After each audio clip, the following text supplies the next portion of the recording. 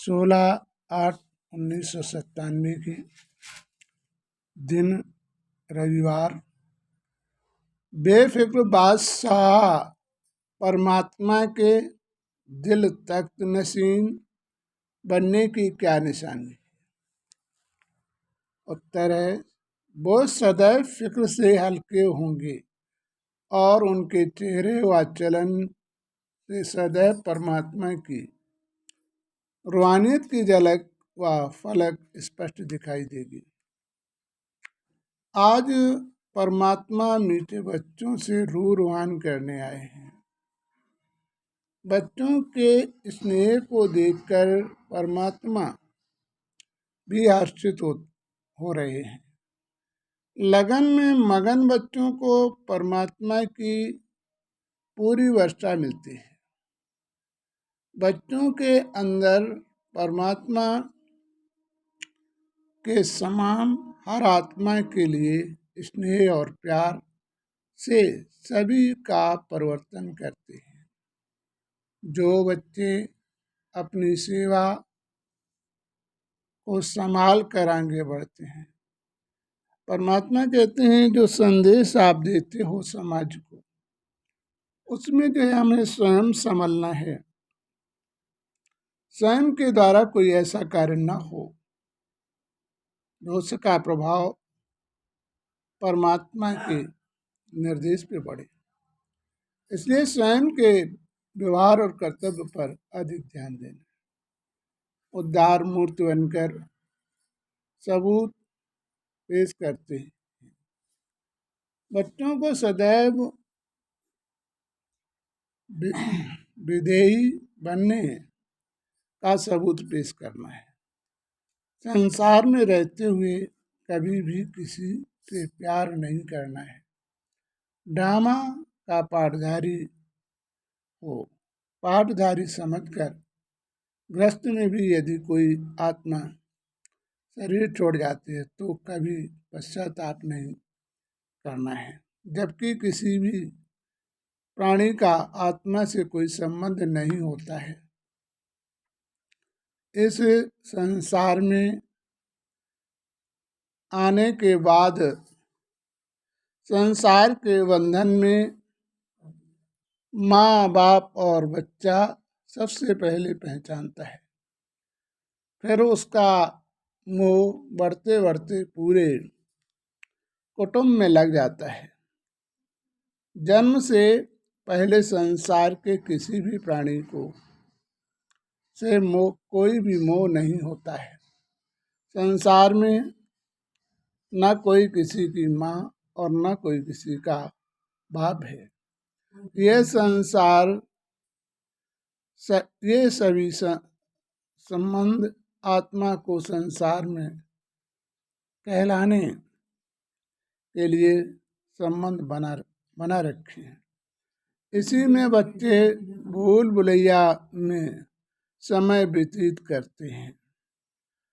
परमात्मा को भी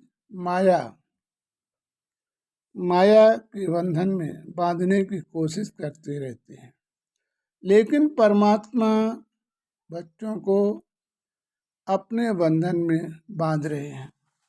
परमात्मा जो है बच्चों को अपने बंधन में बांधते हैं, लेकिन बच्चे परमात्मा को अपने बंधन बांधने लगे रहते हैं।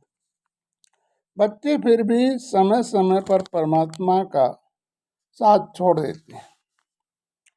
फिर कहने लगते हैं कि परमात्मा मेरे साथ तुमने क्या किया।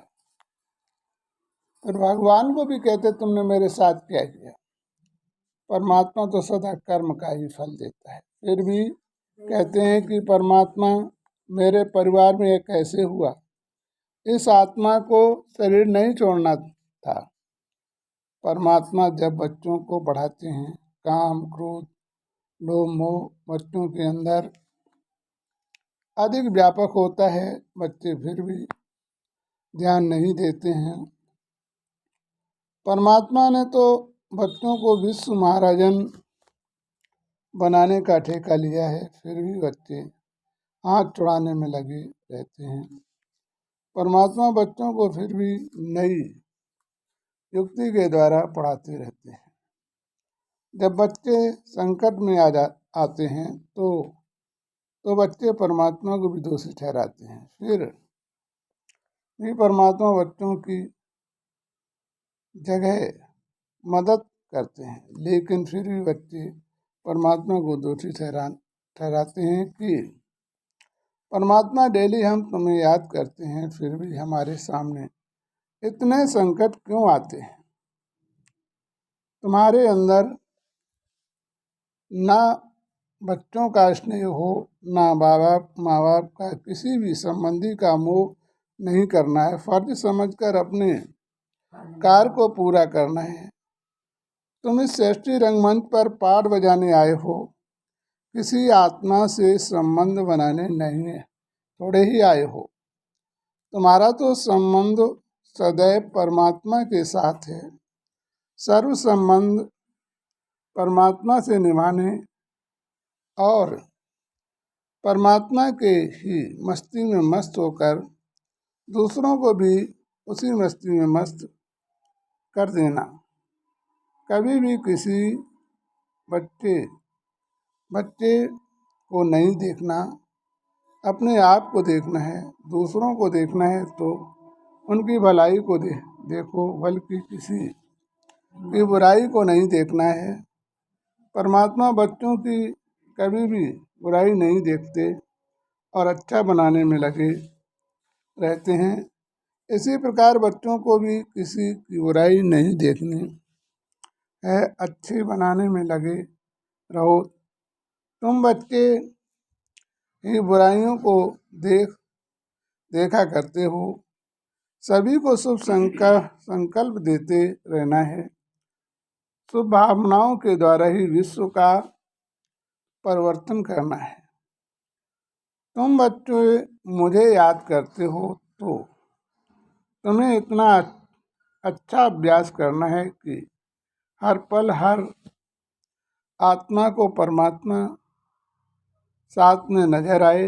हर समय परमात्मा से कोई न कोई प्रश्न करते रहना। जब तक बच्चे ऐसा नहीं करेंगे तब तक साक्षी नहीं बन सकते हैं। जो बच्चे साक्षी हैं वही परमात्मा के साथ हैं। साथी का कर्तव्य होता है साथी सदैव साथी के कार्य को पूरा करने में बिजी रहता है। आज तुम बच्चों को परमात्मा ने विश्व का स्वर्ग युग में बदलने का ठेका दिया है। फिर भी बच्चे ठेका को जितना पूरा करेंगे उतने ही राज्य अधिकार को प्राप्त करेंगे। बच्चों के अंदर सबसे ज़्यादा धैर्य होना चाहिए। जब बच्चों के अंदर धैर्य होगा तो बच्चे किसी भी परिस्थिति में घबराएंगे नहीं। धैर्य का स्वरूप देख कर दिखाना है, यही परमात्मा के सपूत बच्चे कहलाते हैं। अच्छा मीठे मीठे से बच्चों के प्रति परमात्मा की याद